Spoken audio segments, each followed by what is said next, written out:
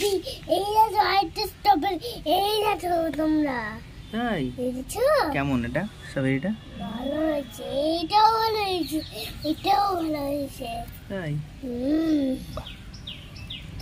Good morning বন্ধুরা, তো কেমন আছো সবাই? আশা করছি সবাই খুব ভালো আছো। আর আমি সঙ্গীতার ঘরের আরও একটা নতুন ব্লগে তোমাদের সবাইকে স্বাগত।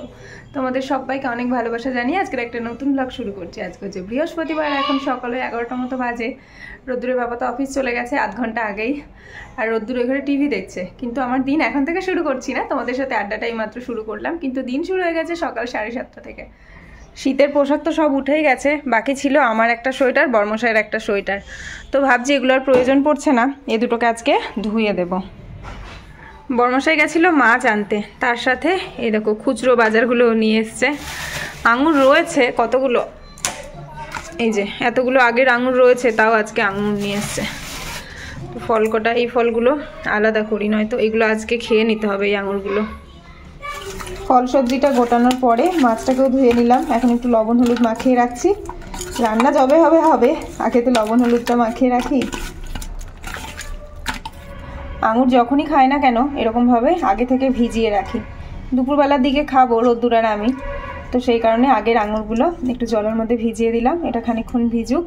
আর এখানে আগের যে কমলা লেবু দুটো ছিল সে দুটো দিয়ে রোদ্দুরকে এখন একটু জুস বানিয়ে দেবো। অনেকক্ষণ থেকে সাড়া পাওয়া যাচ্ছে না কেন তোমার?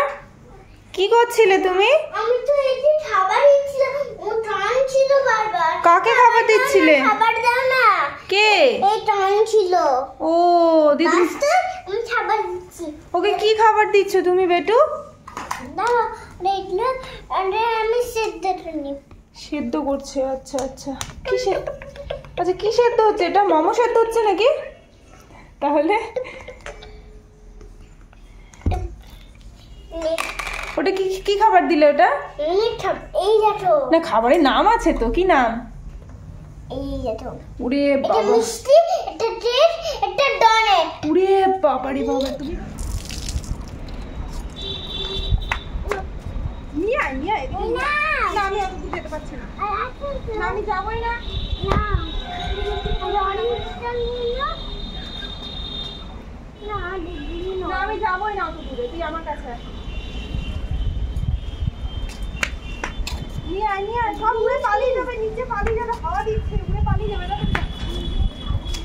আরো দুটো দিয়ে আমার রোদ্দুর খুব সুন্দর একটা গান শিখেছে, আজকে সেটা রোদ্দুর বন্ধুদেরও শোনাবে।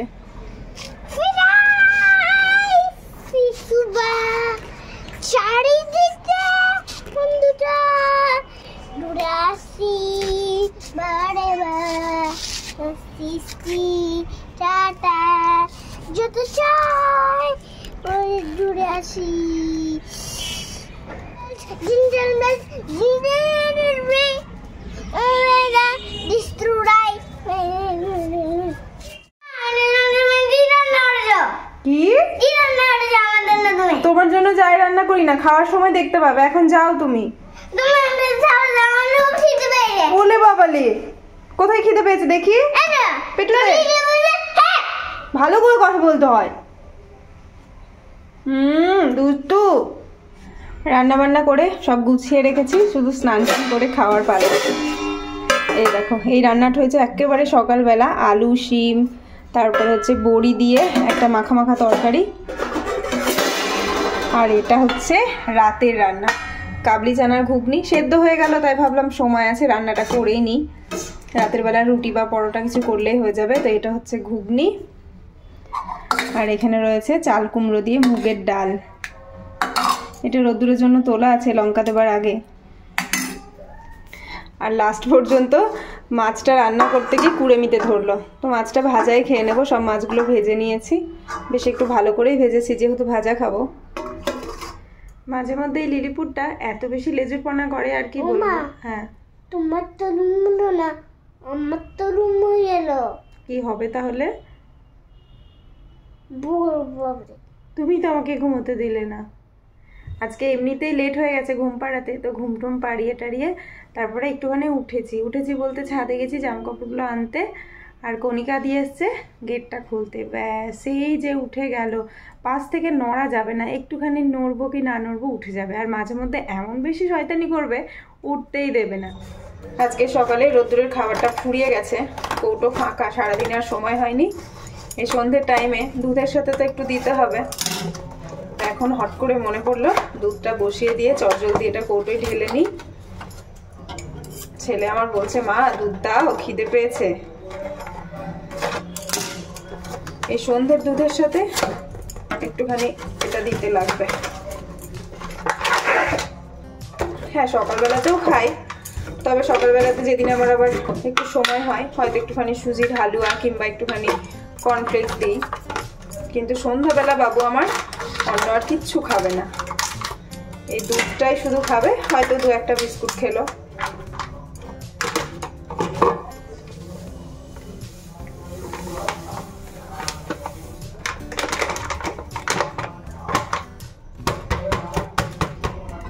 আমার হঠাৎ করে ইচ্ছে হয়েছে বাড়িতে একটুখানি ঘি তৈরি করব। তো ঘি কেমনভাবে তৈরি করতে হয়, কী কী লাগে, সেটা আমি ইউটিউবে দেখে নিয়েছি। তো এই দেখো সর জমাচ্ছি। আমাদের বাড়িতে যে দুধটা আসে, প্যাকেটের দুধে তো খুব একটা ভালো সর জমে না, তাছাড়া ঘোষের সঙ্গে যে দুধটা নেওয়া হয় সেটাও খুব একটা ভালো সর দেয় না। এই দেখো এইটুকুটুকু করে সর জমাচ্ছি, মোটামুটি এই 5-7 দিন থেকে জমিয়ে রেখেছি। 1 বাটি না হলে তো হবে না, তো সেই পদ্ধতিটা তোমাদের সাথেও শেয়ার করব আমি কতটা সাকসেস পেতে পারি। তো এই দেখো আমার এতটা সর জমেছে, এই বাটিটা পূর্ণ হতে মোটামুটি 1 মাস লাগবে। প্রত্যেক দিন এখন নিয়ম করে এই সরটাকে তুলে আমি বাটির মধ্যে করে ফ্রিজে সঞ্চয় করছি। আজকে সন্ধ্যাবেলা অনেক দিন পরে একটু মুড়ি মাখা হচ্ছে। মুড়ি মাখা হচ্ছে একটাই কারণে, সিঙ্গারার কারণে। গরম গরম সিঙ্গারা এনেছে বড়মশাই, তো এখন সন্ধ্যাবেলা একটুখানি ভালো করে মুড়ি মাখা খাওয়া হবে। তার জন্য একটু পেঁয়াজ, শসা, গাজর, চানাচুর, সর্ষের তেল সব দিয়ে মেখে নেব, তারপরে সিঙ্গারাটাও মাখবো।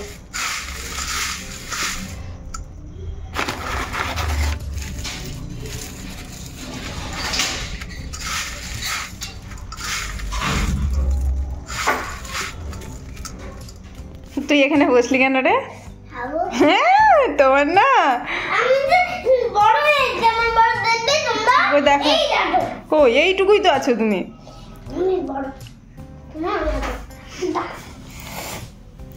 স্পেশাল মুড়ি মাখা খেয়ে বলবা কেমন হয়েছে। ভালো হয়েছে।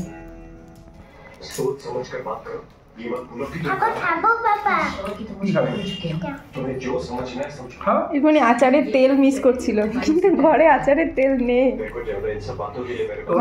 ভালো হয়েছে। আমি ভাবি এক আর হয় আর এক।